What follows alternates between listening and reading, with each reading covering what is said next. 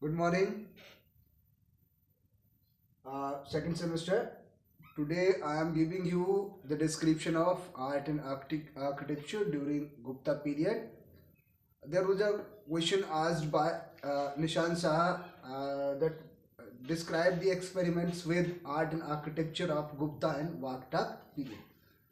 So for your information, I am making it clear that Gupta period or Gupta and Vaktak period is same period.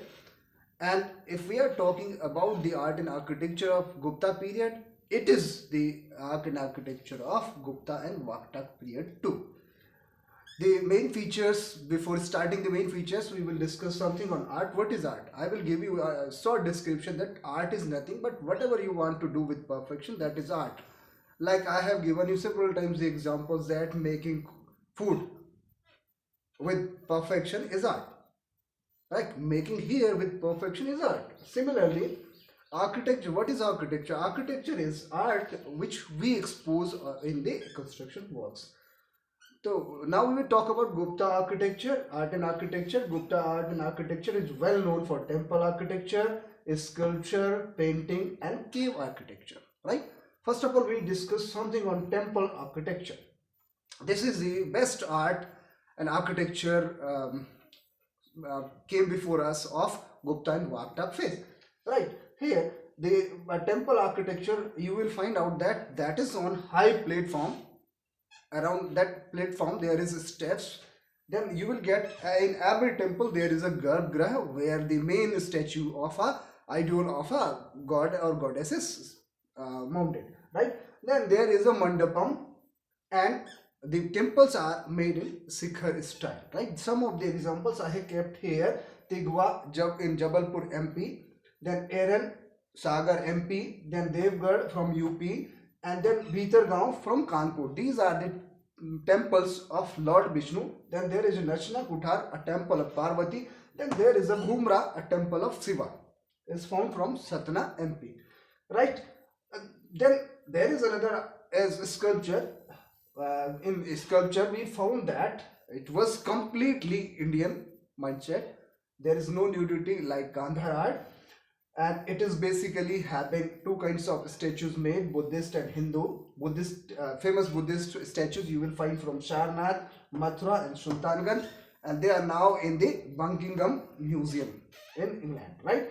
And there are some examples I have given of Hindu sculpture icons. They are basically made of Vishnu and its incarnation, or Lord Shiva and its incarnation. I have given you the temples everywhere there is a statues established, right? Then there is painting. Painting is another best art and architecture we have during that phase. But we get very rare examples. We get some examples from Ajanta cave. The cave number 10, 16 and 17 is the pictures, paintings made during that phase. The best characteristic of the paintings of Gupta is they are made in fresco and tempera method. And the best example, I think one is Dying Princess, other is Mother and Child, and the other is a picture of Cyrus, Egyptian or Syrian crane, right? Then the last one is cave architecture. During that Gupta phase, the Gupta rulers also made caves, but not only for the god and goddess they worshipped, Hindu. They made caves for Buddhists too.